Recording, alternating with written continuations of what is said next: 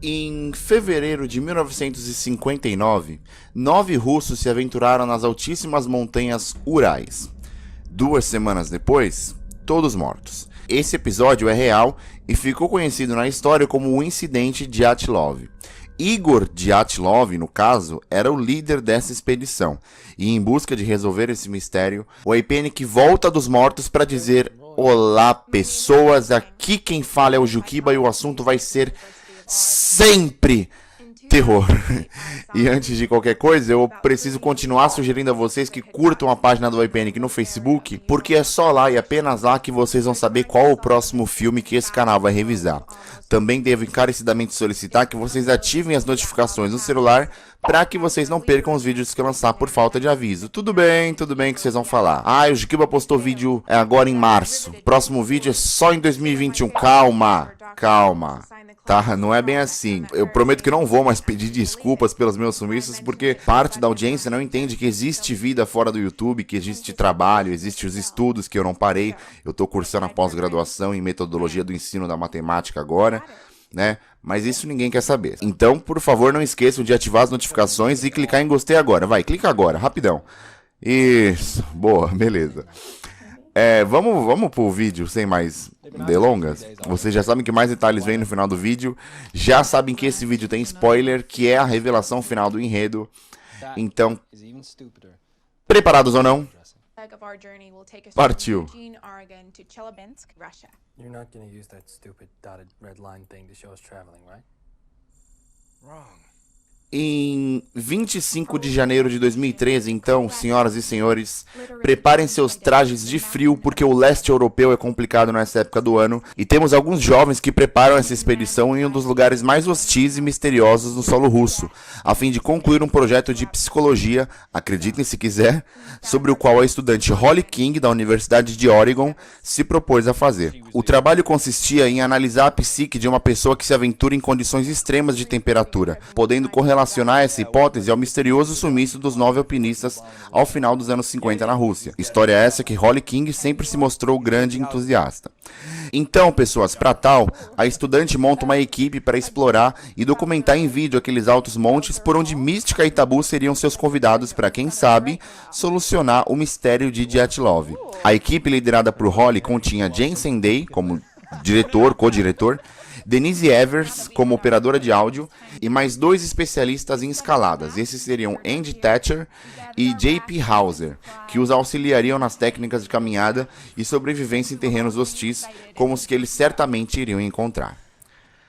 Bom, uma vez em solo russo, a equipe se prontifica a iniciar o documentário pelas ruas das cidades por onde passariam para chegar até a montanha. Vejam, coincidentemente, eles passam no exato mesmo bar e tomam a mesma bebida que os aventureiros de 59 passaram e tomaram antes da fatídica noite. Invariavelmente, eles buscam alguns nativos da região para colherem depoimentos e orientações de caminho, e alguns desses relatos coletados pela equipe contrariavam as versões oficiais dos acontecimentos. Essa senhora, por exemplo, chamada Alia, diz que participou das buscas pelos desaparecidos nos anos 50, mas diferentemente do que foi reportado, haviam 11 corpos ao invés de 9.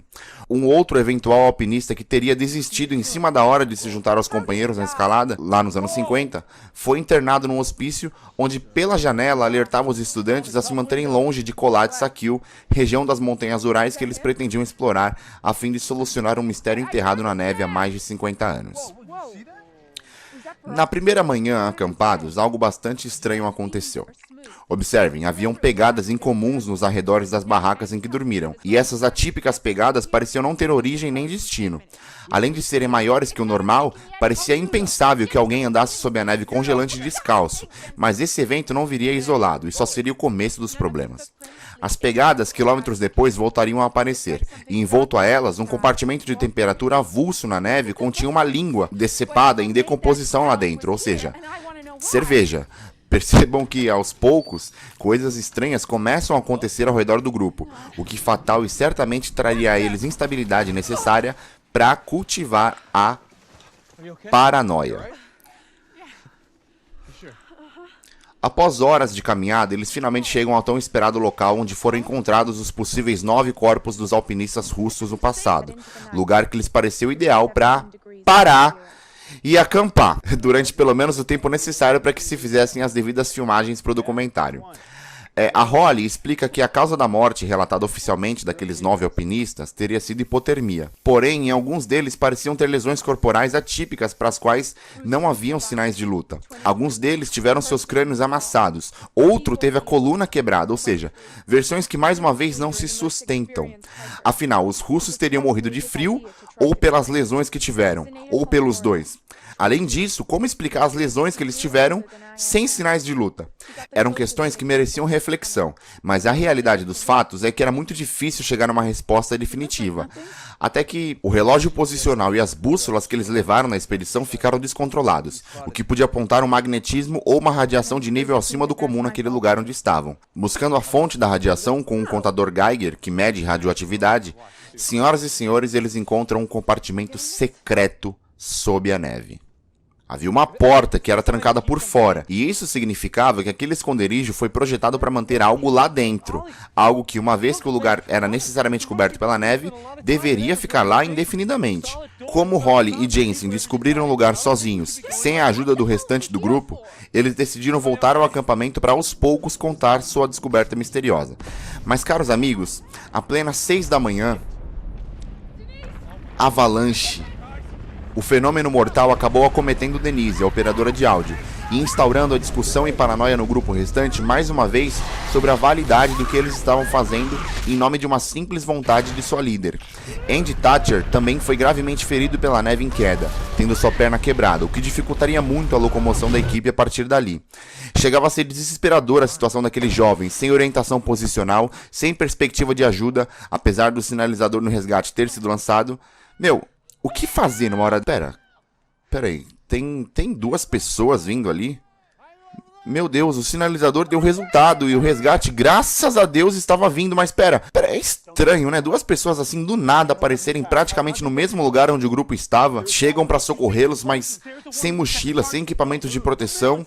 Ou é uma feliz coincidência, ou... Não, galera, sai logo daí, porque esses 2 são agentes do governo russo enviados para proteger aquele galpão cuja porta vocês encontraram. Gente, isso é sério. Os agentes armados mataram Andy Thatcher, que estava ferido na perna, e teve que ficar para trás na correria. Então vejam, agora Holly, Jensen e Hauser se veem sem saída a não ser entrar por aquela porta às cegas por não saber do que se tratava e o que poderia ter ali dentro. Porém, o interior daquele sítio claustrofóbico intimidava pela escuridão inicial e aparência tenebrosa, mas haviam túneis que descreviam caminhos a seguir, e o caminho escolhido por eles foi este. No fim de um desses túneis havia um laboratório de pesquisa abandonado, cujos registros nos livros apontavam soldados abatidos em combate. Inclusive, algumas das mortes desses soldados datavam de fevereiro de 59, a mesma época em que os 9 alpinistas russos foram mortos ao explorar aquelas montanhas. Um outro livro encontrado sobre a mesa do laboratório era uma espécie de dossiê secreto que traria à tona informações misteriosas sobre um evento controverso no passado.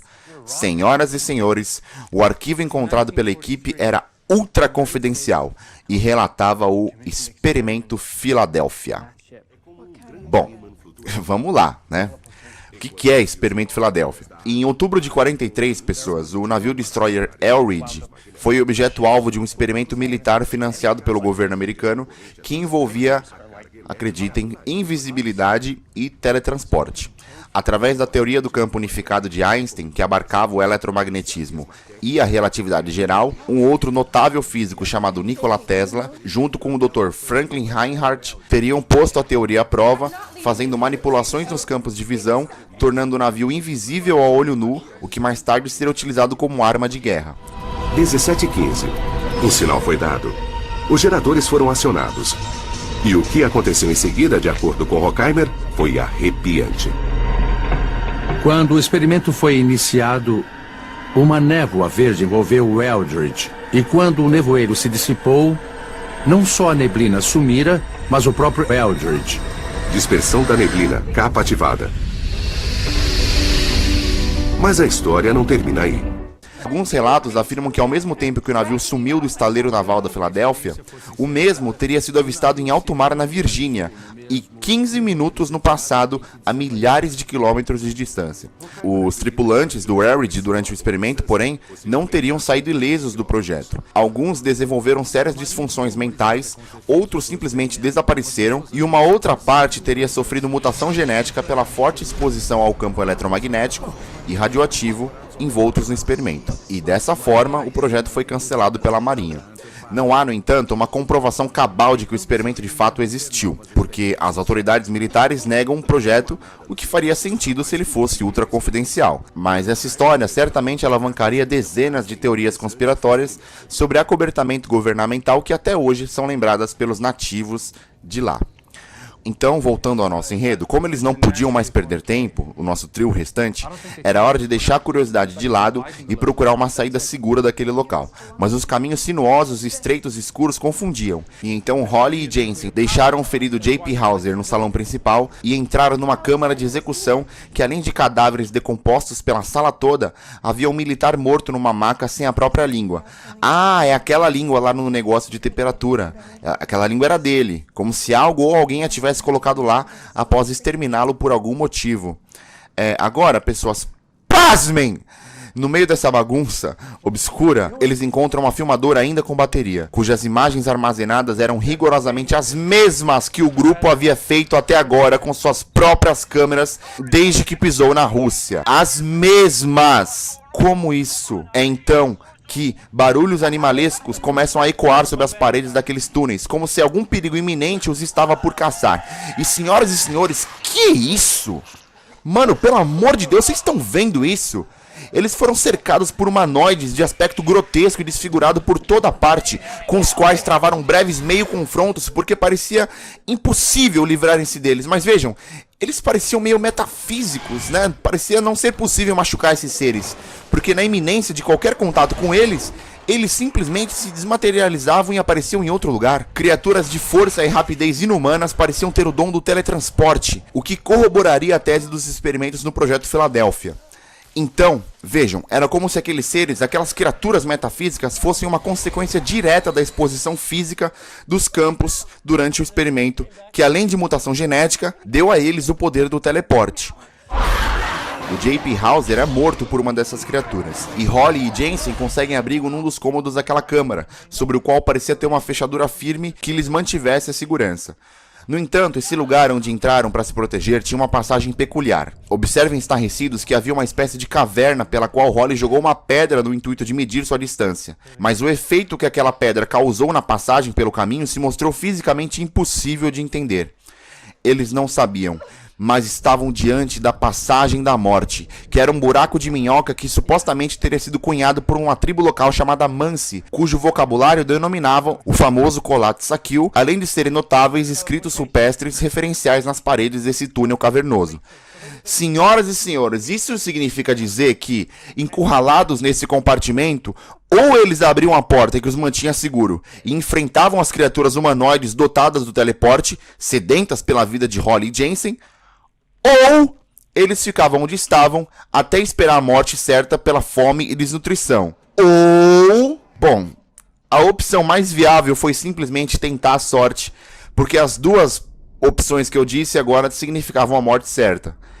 Era hora de atravessar aquele portal. Pessoas, prestem atenção agora.